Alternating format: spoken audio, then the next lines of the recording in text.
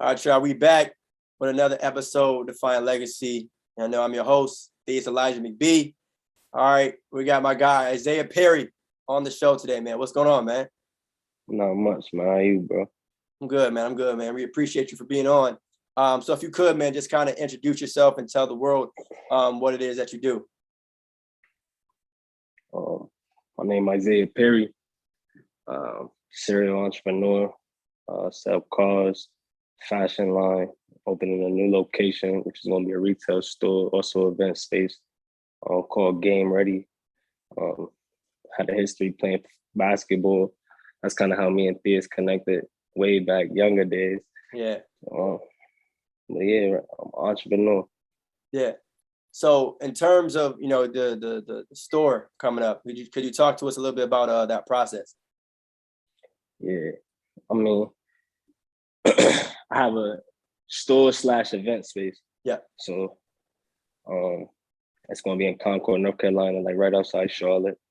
Got my mother down there, family oriented. The functionality is going to be flagship for online living.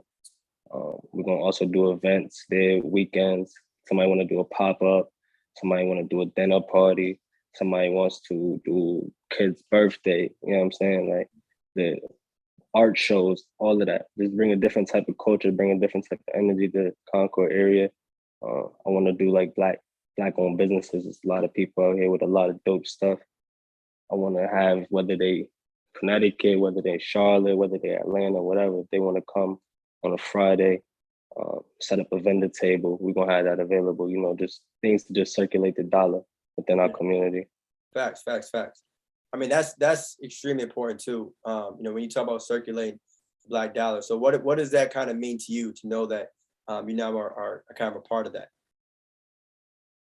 I think like to even be at this point, I had to just realize what that truly meant. Yeah. Because, when you look at our communities, we don't really own too much there. Like, we don't really own. It may be somebody that own a corner store. You know what I'm saying? Maybe somebody own like a restaurant, but the majority of the community, we don't really own it. So I really started thinking, but we one of the biggest consumer groups.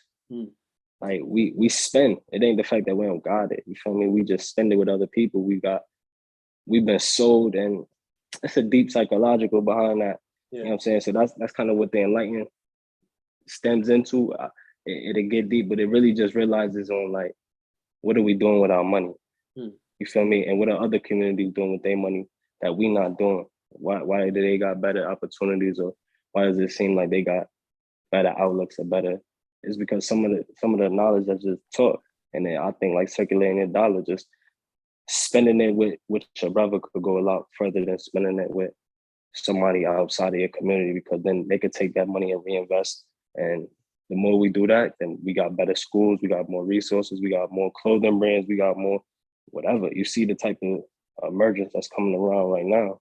Everybody want to push something. So that's what it's about.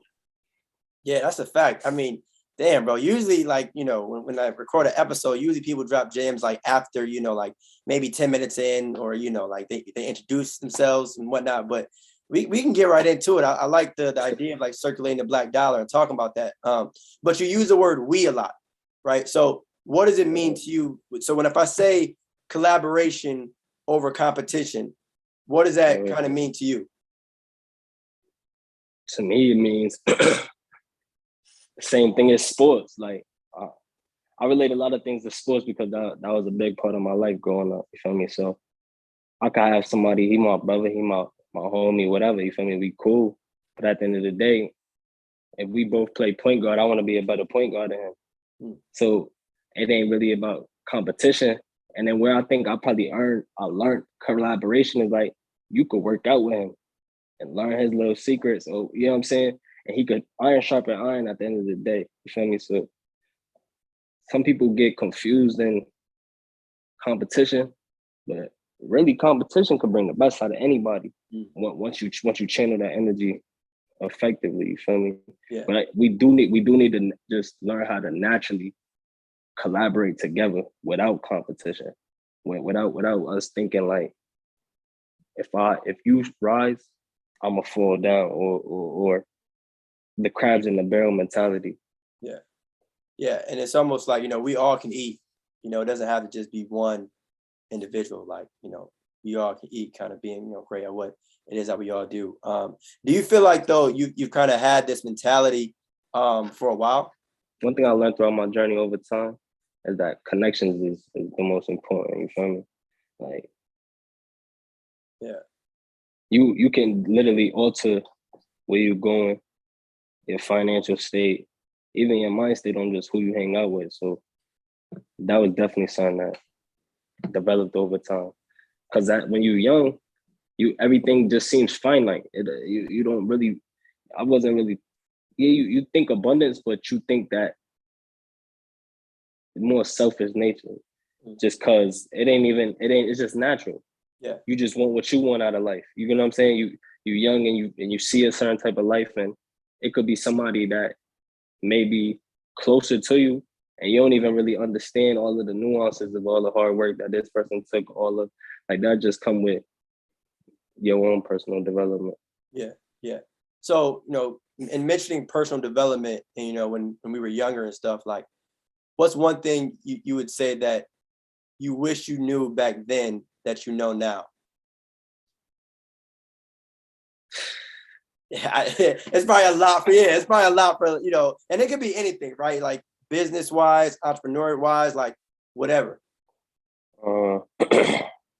One thing I wish I knew back then that I know now is just to be patient. I feel like I'm a lot more patient now, and I feel like when I was younger, I wanted things a lot faster. Like and that kind of hurt. You feel me? Like when you're young and you want things a little bit too fast, sometimes you might hit your head. And when I look back on, I don't regret nothing. Though, you get what I'm saying? Like when I look at everything that took place from now to then, it all was purposeful. It all had a meaning, whether it was good, whether it was bad. Like it all helped the development of me. But one thing I could say, like 10 years from now, I wish I just had more patience. I wish I just knew how to let things process. You feel me? Because I mean, people always say that like, life is short, right? But at the same time, you also understand that it's a journey, and that some of this stuff does take time and does require patience. So in having say that the best things take time and patience. Facts. So were there in your journey of entrepreneurship, were there times where you felt like, I guess, you were impatient and like you wanted things to happen right away? Honestly, probably not. I think I've probably learned those lessons in athletics. You feel me? So then that just prepared me for entrepreneurship. I think my journey in athletics helped fuel a lot of what makes me me in terms of entrepreneurship. Because I think in athletics, like I ended up playing overseas. I ended up, having a decent overall experience from the game, but it didn't go exactly the way I planned it. You know what I'm saying? It didn't go. I had to take a kind of about route to get there. I had to be real patient. I had to like believe in myself when a lot of people kind of did it. So I think that prepared me more. So then when it came to different scenarios in entrepreneurship, when it came to different scenarios and just even trying to figure out entrepreneurship, you know what I'm saying? Because it wasn't like I had a coach or anything. Everything is really self-taught. I just knew that it was a process. Like I just knew to respect the process. I just knew to get 1% better a day. Like keep my attention there, keep the energy there. It's gonna click. Facts. Because I mean, you mentioned too, like certain things we just weren't taught, in school and stuff. So even though you mentioned that you were self-taught, do you think that what you learned came more from like experience, or like you watched certain YouTube videos, or you mentioned connections as well? Like what was there anything to you that you felt stuck out that really, really put you at a different level? Probably desire. Like, you get what I'm saying? Like, it just be the will. It don't really be the skill sometimes. Like, because you can make certain things, feel me, come about, no matter what they look like. So it was all of that. That's why I chose design. You know what I'm saying? Because everything you named, it was all of them. It was people I experienced, YouTube videos, self-taught, but that all just come down to desire. You feel me? Like certain points, I just was like, nah, you just imagine a new reality and you don't stop until you close there. You don't even got to be there fully. You know what I'm saying? Because everything is a work in progress. Yeah.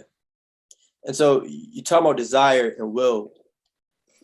Would you say that you have such a strong desire to succeed or a strong desire not to fail? Like what if there is one, like what more, because even though they're similar, is it like you're trying to reach a level of success or work so hard to avoid a point of failure?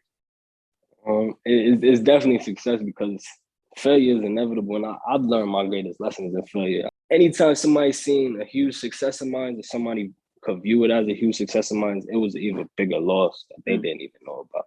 You get what I'm saying? Yeah. They didn't even see.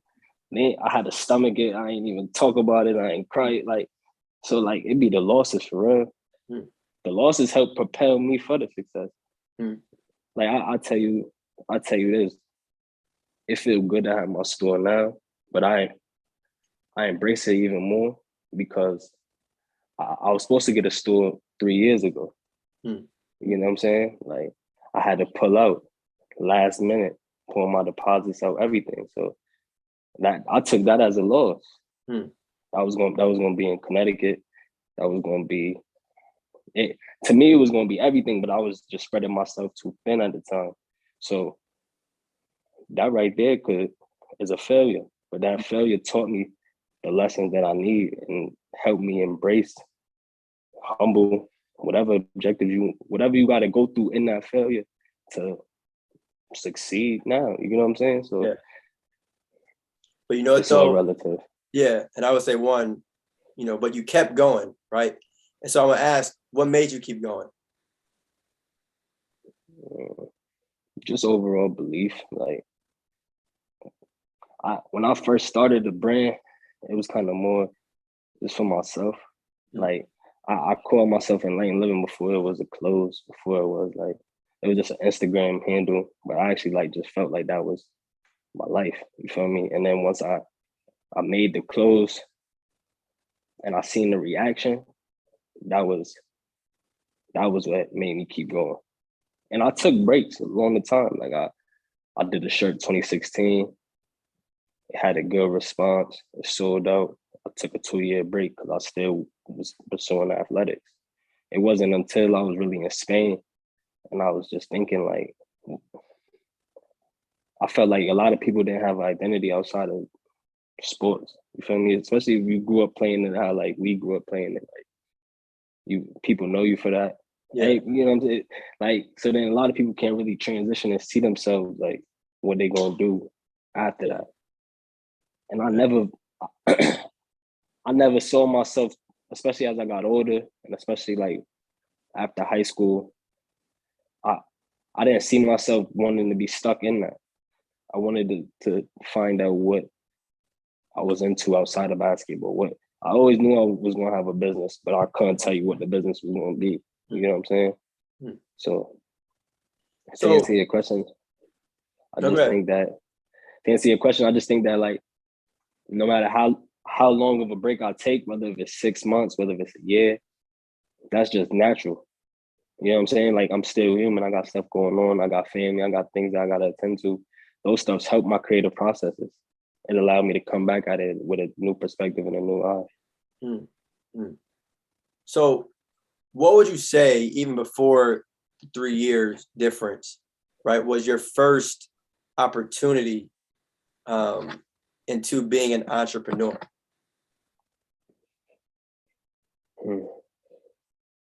First opportunity into being an entrepreneur. Or like, do you remember like your first sale, or like, do you remember, really just getting started? And I try to like have people walk down memory lane because again, like, when you like this, once you open your store, once you have the store and stuff, I'm sure it's an amazing, amazing feeling. But as you mentioned, there was a process, right, that was required to get there. So I just want to touch on the earlier days of that, you know? I'll tell you this. See, to me, it started with inspiration. Like a lot of things, me specifically, I'll get inspired by seeing somebody else. So I remember one time I was in Charlotte, North Carolina, right outside of where my stores is going to be located. And I was there for a combine, and a friend of mine, he had a whole printing press set up. This was like a preface to my entrepreneurial, but this was the inspiration, you know what I'm saying? Yeah. He had a heat press, vinyl cutter, whole basically living room setup was an office. I sat there and watched him make a t-shirt and a hat in like 20 minutes. He gave it to me. So then just seeing that, I was like, it's possible. You know what I'm saying? Like I never seen nobody like make clothes in they crib, none of that. So then now when you say what was the first taste of entrepreneurship, as soon as I started to think about what I was going to do outside of basketball, I thought about the machineries I saw right there. I'm like, man, I could sit there and buy one of them. And that's what I did. I bought a heat press. I bought the same exact equipment I seen my mans have. And you know what I'm saying? This was my man's. Like, you got to have people around you that's not afraid to share information. And I try to be that same way with the people that's around me.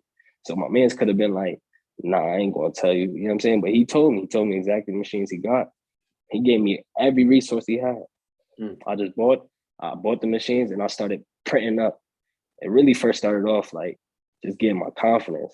You know what I'm saying? Like messing around with the application all day, making some stuff, going to show like my closest boys, my closest homies. Like, what y'all think about this? First, it just started off like pictures in my phone because I ain't even had the confidence, you know what I'm saying, to like actually bring the garments. Like it started with little mock-ups. Once people started telling me that they like my mock-ups, I'm like, okay, I'm gonna make shirts. Then I started making shirts just for me to wear. People was like, oh, I like that. Then it started into hats. When I started like going to thrift stores, buying $2, $5, $10 hats, bleaching them up, cutting them up, distressing them, and I seen that people wanted, because they was one of ones, and I'm marketing them as one of ones, and they really is. Like I'm completely changing how they look. People paying $30, $40. I'm like, I might be able to do this. Yeah. I want to talk about when you said that your friend was willing to give you, the resources and stuff like that. I want to shout him out too, man. Guaji, man. You know what I'm saying? Guaji, man. Follow him on Instagram.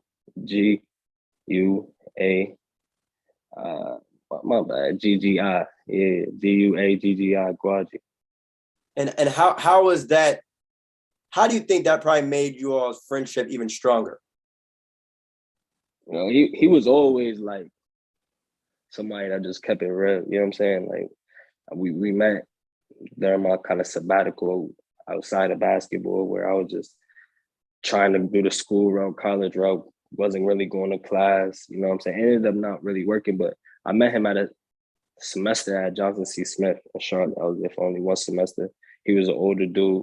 He had a story already with him. He had been kicked out of school. He kind of just like, everybody I was with was older. My roommate at the time was older. That was his friend. And he just always just gave me just game. Like, that's just the type of relationship we kind of just had. Like, he always was somebody that just would tell me, yo, look out for this, look out for that. Like, especially you in a new city. He just always was like that. So it really was natural. Honestly, he probably didn't even think nothing of it. It wasn't even like we even got closer. It just was natural. He just was like a big bro. Yeah.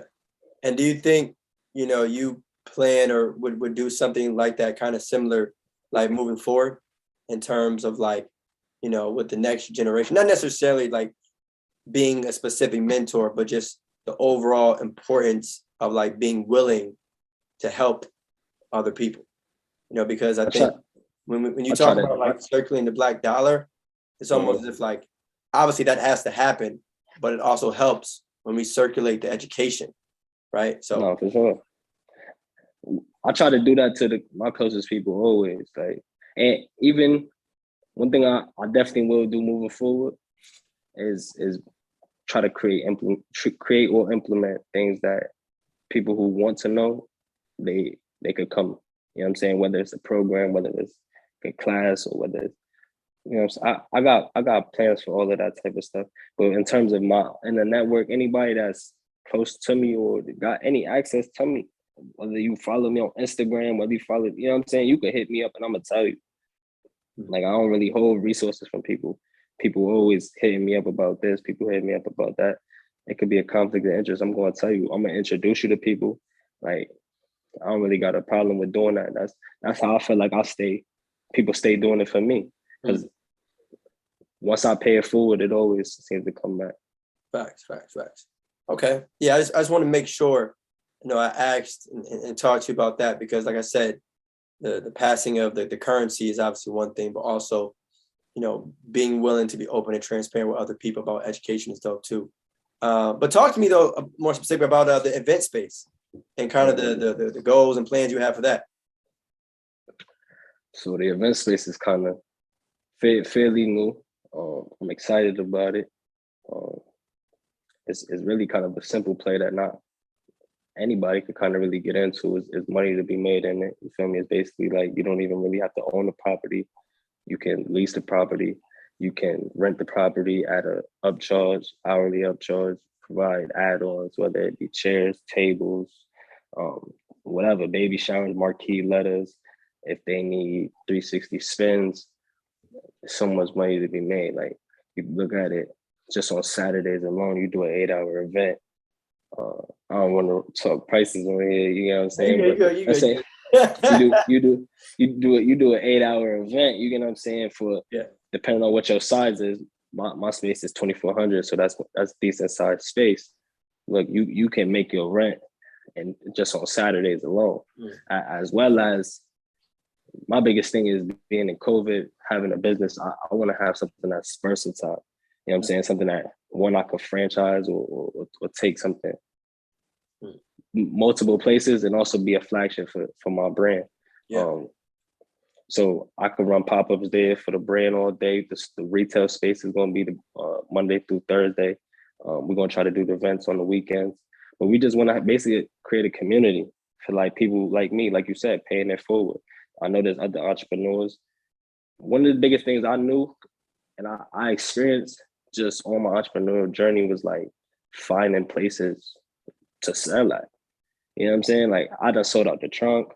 I done did vendor pop-ups. I done went state to state, but there's nothing like being somewhere and being able to say, yo, I'm gonna have my stuff here, 12 to 8, pull up. Like, and then you could really see who really mess with you, who really rock with you. You know what I'm saying? Like, so to be on the other end of that and to be able to have keys to a space where I can provide independent entrepreneurs, whether they sell clothing, whether they sell soap, whether they sell candles, whether they sell whatever they hustle is, you know what I'm saying? Whatever their path to this money is, I could give them an opportunity where you could set up a vendor table. Like, that's how I feel like I'm paying it forward, also making the business out of it. And anybody could run this event. Like it's fairly new.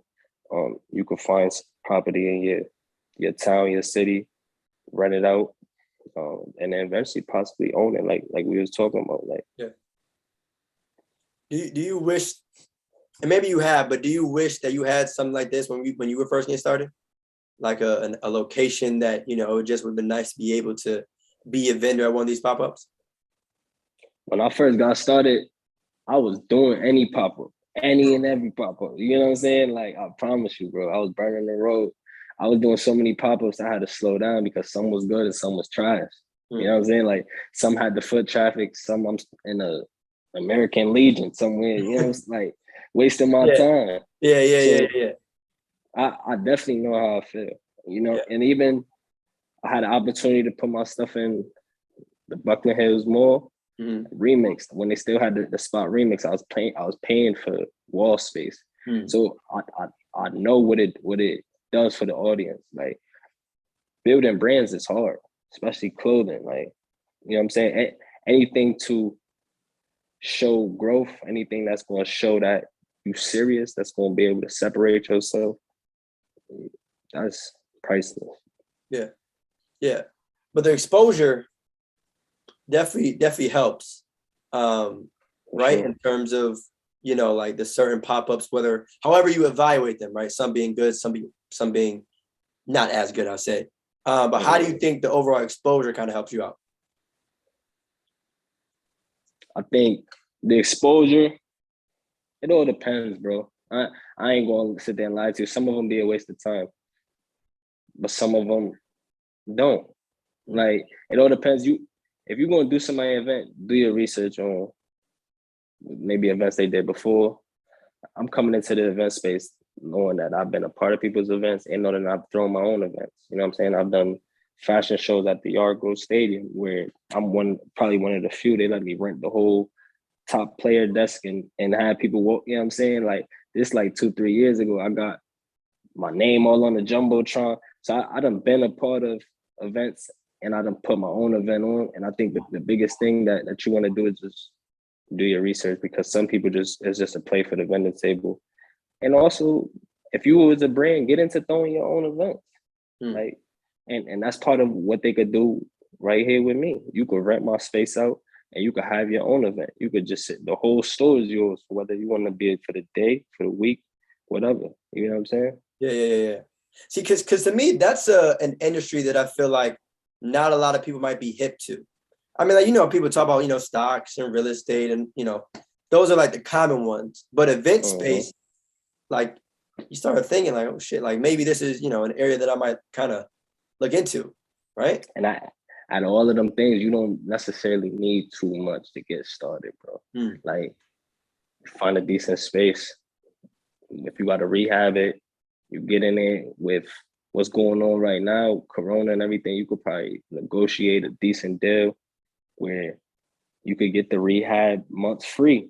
You know what I'm saying? Like, the thing about traumatic and pandemics and things like that, there's always money to be made. There's always somebody getting richer in these type of opportunities. So if you're not one of them, if you're not thinking like one of them, then you may be on the other spectrum. Yeah. So that is definitely event space. Is definitely a play that people should be getting up on, doing their research on, because you got good credit. Even if you don't, like you could get into it. You feel me? Like, people rent apartments all the time. It's literally as simple. Well, you gotta have your business structure. You know what I'm saying? Get your LLC, get your EIN, get you all of that stuff in place. That's the only difference. But when we talking about just leasing a space or renting a space, is literally that simple. You don't gotta go and buy a building, none of that. Like, and it's honestly better than Airbnb, because there is way more baby showers going on right now. There is way more people that want to have brands right now. There is way more, like, there's way more possibilities on Friday, Saturdays, and Sundays that you can get your money, instead of just hoping somebody rents your 2-bedroom condo in Atlanta or LA. Right. So how did you find your space? Crazy story, man. I think my space found me, bro. I ain't gonna lie. I got a partner, and I was really working on another play. Like, honestly, the event space kind of came like fourth quarter, last minute. You know what I'm saying? I was really working on like another play, chirotherapy, which was gonna be like that business was gonna be a lot to get into. You know what I'm saying? Overhead was gonna be real high on that. And so I was already looking at locations for that. You know what I'm saying? I was already shopping around. I found like this one spot. I thought I was going to solidify that spot. The owner ended up giving me the lease. It was like, nah, the lease was crazy. And then it just was like, just worked out, bro. I ain't gonna lie. This was a smooth transition. I found this spot, called the dude, and literally like within like 2 weeks, I got the keys. Everything was paid for. We ripping up the floors now. The floors is gonna be in place. I could probably do some soft opening, some soft stuff in about December, January. We're gonna be for sure ready. Okay. And like we mentioned before, it's all a process.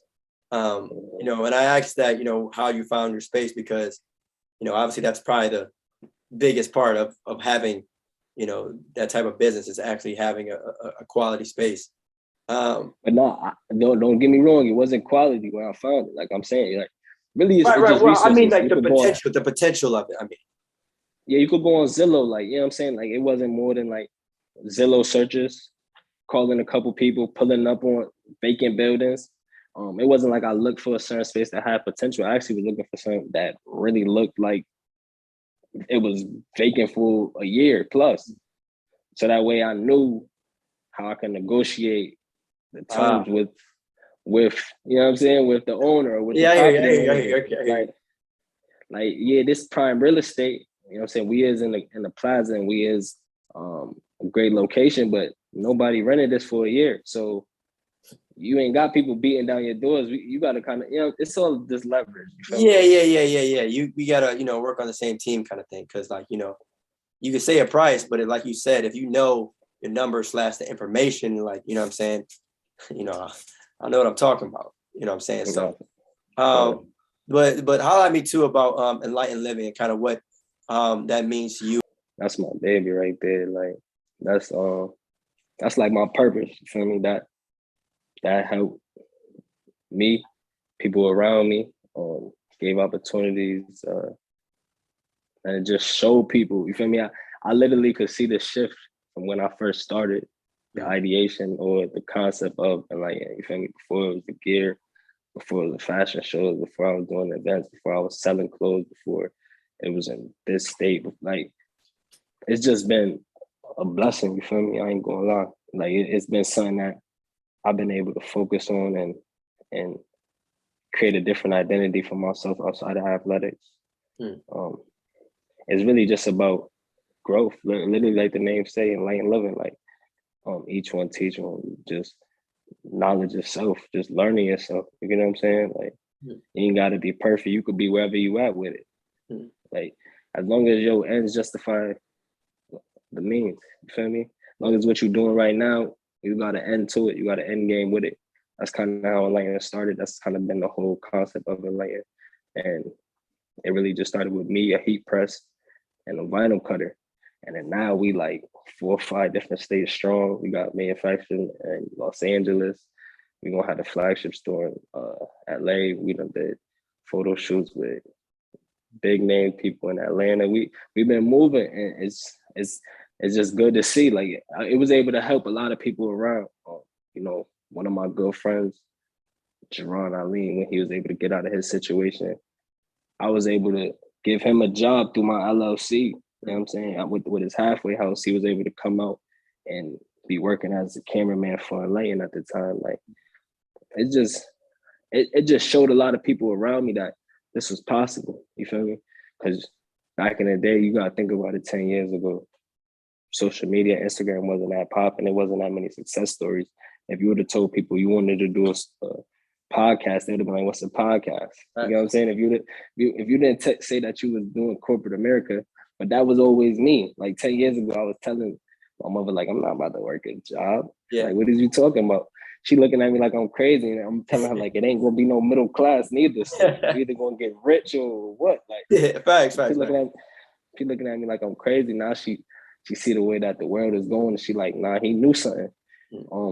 So that's really what Enlighten is, man. It's just an idea that sparked and that's changed so many people. You feel me? Like, I love everything about my brand, bro. You feel me? I love how people buy it and wear it to death. You know what I'm saying? I love how the story it tells from the beginning to now. You know what I'm saying? I love how the design has grew. I learned how, like I said, a lot of things was self-taught. So a lot of my process, I feel like I create better now than I did 3 years ago, but I still appreciate the people and I still wear the stuff I made 3 years ago. Like, I just made it, you know what I'm saying, 6 months ago. So Enlighten is just, it's a way of life, man. It's bigger than clothes. You can't really pinpoint it on one thing. I think it's just a shift. It's just a shift in a lot of people, you feel me? Including myself. Yeah. And I was gonna say too, would you consider it also to be like just an overall mentality? No, for sure. It's for sure mentality. It's a way of life. It's just never settling. You feel me? No matter where you at, if you're at the bottom of the bottom or the top of the top, like, you just keep going, keep striving. Like, you put that lighting on, you feel like you could do whatever.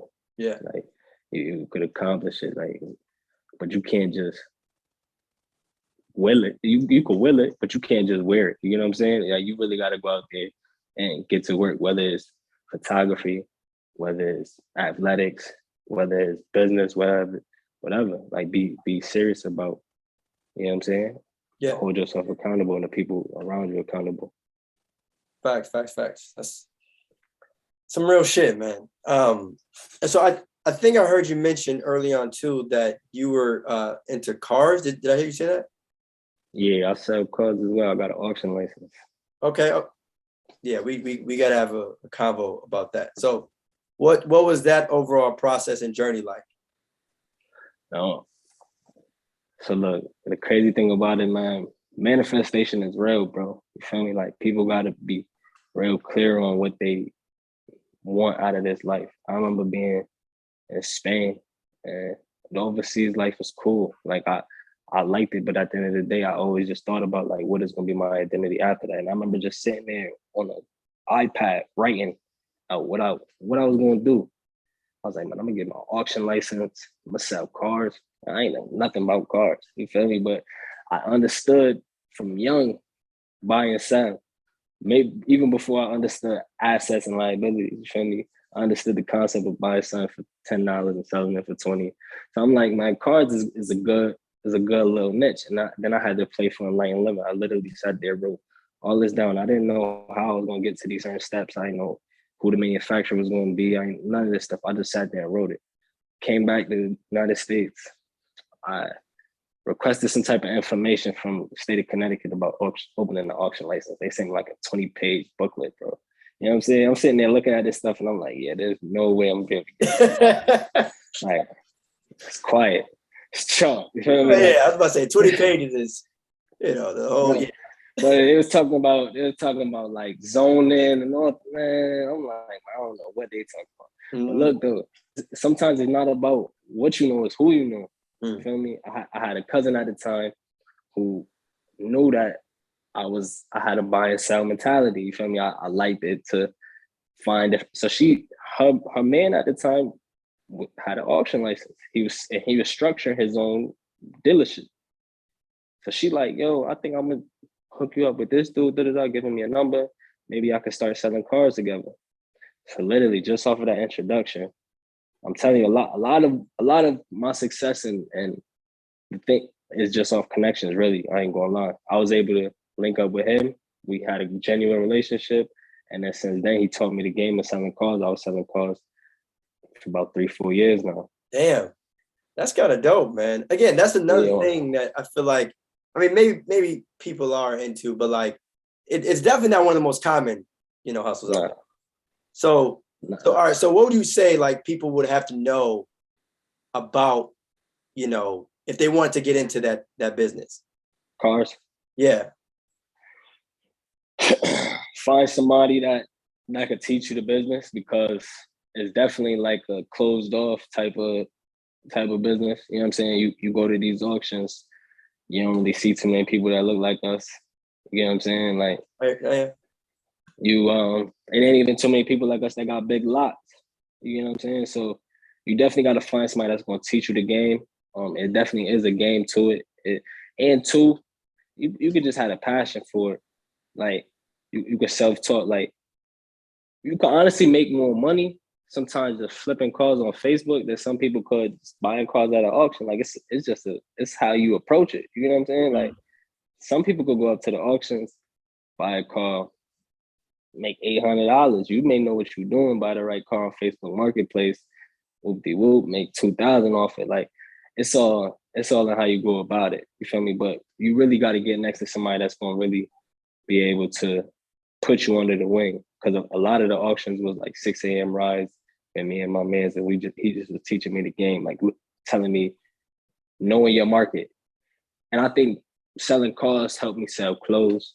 Selling clothes helped me, you know what I'm saying? Everything was relative, because selling cars, I was able to identify markets. Like, I'm not going to go, if I know my market is $2,500, $3,000, why am I buy a $5,000 car? Facts. You know what I'm saying? Like, and then I got to fix it, and I got to put money into it. Like, nah, like, it's cool. I'm going to get a car that can serve my market. If somebody tell me I only got 2,500, 3,000, that's your base budget. I can't really, we got to work inside your budget. Now, if you tell me you got 10,000, you got more, then okay, we could do that. You know what I'm saying? We could accommodate, but that really, it's just about connections, bro. Connections is the key to life. If a lot of these games is closed doors games. You feel me? A lot of these games is you got to know somebody to get in. And once you in, you got to add value.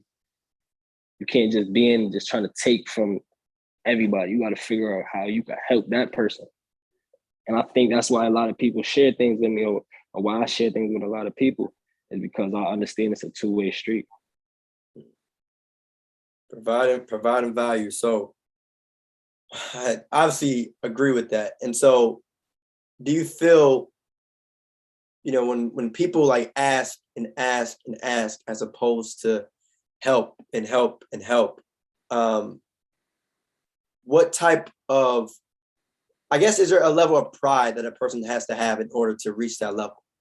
Because to me, it sounds good. Like I said, I agree with it, right? You have to provide value in order for people to really rock with you. You know what I'm saying? But how does a person provide value, I guess?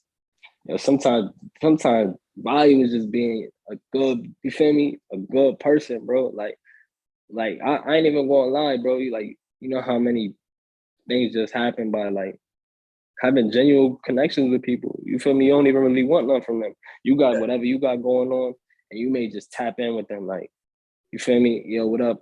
Every once in a while, just stuff that, because life be happening. You feel me? You may go 6 months doing your podcast, and you can have something going on with your family. You can have something going on the side, relationships, whatever. You may just appreciate just having a homie that you may not talk to every once in a while that just call you, like, yo, what's good, bro? Like, everything good? Like, really tap in with your mental. Like, it's easy. Once you're able to look past your own needs, it's easy to identify what somebody else need help with. You feel me? Like, and then it's up to you to be unselfish enough to put yourself in a position to help somebody. But that's ultimately how you get it. Like, being a servant, being able to not think about where's the immediate gratification. You know what I'm saying? Like, yeah. And it's dope, especially the way you word it, because like you can provide value without, like, money doesn't always have to be, an equivalent to value. Like, people will hear that think, oh damn, I don't have much money. Well, I mean, like, you literally opening the door for someone, like literally physically, is providing value. Like, you saying thank you, you know what I'm saying, just showing support, you sharing an Instagram post, that's, in a way, like, helping people. And a lot of things you got to let happen organically, bro. Like, you know what I'm saying? Like, you can know this person could put you on, or you could know that this person could give you game but if you come about it, somebody gonna be able to sense it. You know what I'm saying? People don't be in them positions and not be able to sense sharks, or not be able to sense when your only objective is to, you know what I'm saying, learn or connive your way. Like, people know that. Yeah. So it's better off just like be yourself, bro. It's either let it happen organically. It don't gotta happen overnight. It don't gotta be like, oh, I just linked up with this person and they taught me everything. Nah, like, even the card thing, the things I learned from my homies I sell cards with, it's over months and weeks and years at a time. You feel me? Many trips to the auction together. Like, it organically happened. It wasn't just like it just happened overnight. Time, yeah. How do you all find auctions? Well, we part of Manheim. So by being part of Manheim, we got access to auctions everywhere across the United States and other countries. You know what I'm saying? We was real big on Manheim. There's also ACV. But really, you gotta just be a student of your craft. Now, am I a student of selling cars? Kinda.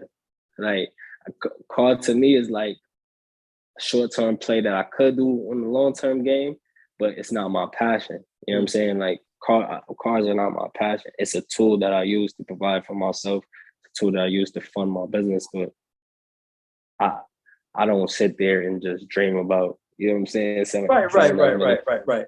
No, but I'm saying, but my partners do. So when you say that, how do I find the auctions? Sometimes you gotta align with people that you gotta know what your strengths is, and you gotta know what other people's strengths is. So you align with the people what their strengths is. I know if that's my man's passion. So he gonna know what every auction, all of the best auctions. You know what I'm saying? So it's not sometimes always about you figuring everything out. You align and you have partnerships. So now I may market well, I may sell well, you know what I'm saying? I may have this avenue, and we iron sharpens iron, like we talked about before. Yeah. And like having that, like I would say like a team, like a mastermind, a mastermind, a master group. Yeah. You gotta have those. You gotta have those to be successful. Yeah. Yeah. I be trying to tell people, like, you don't have to me, like, be great at everything or be passionate about everything. Like it's impossible, but like if you have one person that's like, all right, this is your lane. This is your lane. If I got a question about something, I'm gonna ask you. If you got a question about something that I'm doing, link me. But that's how all big businesses run. You know what I'm saying? Like the smartest people know, if I'm the smartest person in the room, then I'm in the wrong room. I gotta get with people that's smarter, and we could do more together. Mm-hmm. Yeah. And it sounds like, though, both or some of the things that you've started, it's been because of the people that were around you, right? Like, and so what would you say to kind of know that obviously you've put the work into to reach this point in your life, but I guess a moment of appreciation, or like how overall do you think people have kind of helped you get to where you are, and the amount of pride and humility I guess it would take to kind of do that? I think I pay it forward a lot in terms of people that I help, or people that, you know what I'm saying? I think that's how you get tested. But I think that's ultimately how every successful person is by the environments they put themselves in, the circles that they come around, you know what I'm saying? And ultimately the connections that they get, because it's not really what you know, it's really who you know. And just like anything, bro, if you want to talk about inside trading, you want to talk about stock market, anything you want to do, it's all about what you want to know. You know what I'm saying? Like, if you want to be successful, you have to share that success in some type of vein. Everything that I had, I worked for. Everything that I had, I grinded for. Can't nobody take that away from me. Right. But I had the people around me to point me in the right directions. Your circle is ultimately going. It's either your circle or your cage. You feel me? And then if they're not around you inspiring you, they're not around you like putting you on game, why are you really hanging around them all the time? You know what I'm saying? Like, if you're the only one with the ideas for the whole crew, how long you think you gonna have ideas? Because what's motivating you? What's inspiring you? You know, so I think that's what's more attributed to my success was, I still got people that's around me that may not be doing the same thing I'm doing. They may not even be on it the same way I'm on it, but I got other people when I want to get in the mastermind groups, you know what I'm saying? When I want to get in them clothing groups, when I want to get in these event groups, when I want to get in these car groups, when I want to just get in these entrepreneurial spaces, when I just want to scale my life, I got people I could kick game with. I got people that's like-minded. And that's the blessing. So when people come to me and they want to kick game to me, it's only right that I pay it forward. It's only right that I share resources, because that's what it's about. Yeah. Damn. It's real, man. Having a mastermind, and there's people you can rely on, just chat about, and also people that you can talk to about important things. You feel me? Sure. Like this stuff, the conversation that we're having, and just overall, finances and money and all that. That's important. A lot of celebrity gossip and all that shit. Like, I get it. Trash, bro. If only people talking, you gotta stop picking up the phone from them, bro. I ain't gonna lie. If that's all they talking about, just have them text you. You don't even gotta really text it back. Yeah. And it's just like, I get it. It's trendy. Everybody, talking about certain garbage on, social media, but it's like, link me with, some shit that's going to help the both of us, not no lame shit that's going to, waste either of our time. You know what I mean? Yeah. So but the final question that I have for you, man, it's a question that I ask everybody that's been on Defiant Legacy. And that question is, how do you want to be remembered? Man, how do I want to be remembered? I got to make a compilation of like people's reaction to that question, because That's a deep question. But yo, honestly, it's a question that I thought about recently. Because I got a lot of close people that's passed to me, and I got somebody that he died, and I seen his impact, and it turned me up. I ain't no lie. You feel me? He was a young dude. His name was Splurge. He died in a car accident, tragic death on his way to work.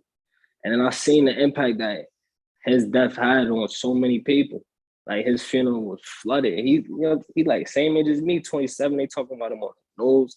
So that really made me think about like, what would my impact be? I think ultimately, if people could just say that I cared about my family, I strived to be a better me, and that I left some form of a legacy, I think I'm fine. I think I'm fine with that. You feel me? I don't necessarily need all the credit in the world. I don't need all the praise in the world. I just want to pass generational wealth. I just want to instill a legacy that lives beyond me. You feel me? Whether it's enlightened living, whether it's game ready, whether if it's just people remembering certain memories, you know what I'm saying? Certain memories that we've had, certain memories we shared. I just want to have that same type of impact that I seen that my friend had on the world, you know what I'm saying? So that's what made me be a lot more focused, a lot more. I've always been focused, but that's what just seemed like turn me up a lot more, you know what I'm saying, on building legacies, on just that next level, because their time is short, and I definitely want to have something that is worth remembering. Yeah. And, I tell people all the time, there's a reason why money kind of isn't in the title of the show, because, as successful as some people are, as much money and businesses all people can have, like nobody knows what's going to happen tomorrow. You know what I'm saying? And you mentioned the word impact. It's like, you can't really change that once you, unfortunately leave this earth, but, your legacy is always going to be there, so, but yeah, man, definitely appreciate you, for being on the show, and everything like that, man. So if you want, drop your socials, drop, where people can find you, information about the store, everything, run wild, with the marketing and the promo, man. Feel free. Yeah, you can find me on Instagram at living, 2 enlighten. You can find the brand at Enlighten Living, 1_ENLIGHTENEDLIVING, 1_. You can follow the store at Game Ready, one word, 1_. The store is located in Concord, North Carolina. You're gonna see me post a lot about that when it's come time for the pop-up shop. I'm thinking about having I don't want to talk about it right now. You know what I'm saying? You good. Hey, you can always come back to the show. Trust. You can always, for sure. Yeah. For me, you can follow the website. The website www.livingenlighten.us. Yeah, man. You feel me? Pretty much social media, Instagram. That's how you can follow us. For sure. Is there any final words you want to leave our lovely audience with, man? Yeah. Fuck what everybody say, man. Just if you believe in what you could do, go for it, bro. And don't stop. It's gonna get hard. Just keep going. You gotta just keep going. You gotta have that will. You gotta have that dog. Like, I ain't gonna lie. To be successful, to do anything where somebody gonna have an opinion about what you do or how you do it, you gotta have that dog mentality. So you gotta just be built for it. Facts. And that's real, man. That applies to a lot of things in life, man. Just kind of, disregard what everybody else is saying. Just keep going, one day at a time, one step at a time. But yeah, on my end, again, subscribe to Find Legacy wherever you get your podcast. Subscribe on YouTube. Follow the Find Legacy on Instagram, Twitter, Facebook, and everything like that. Another dope episode. Isaiah Perry, man, we appreciate you, bro. Just like that, y'all. Appreciate you, bro.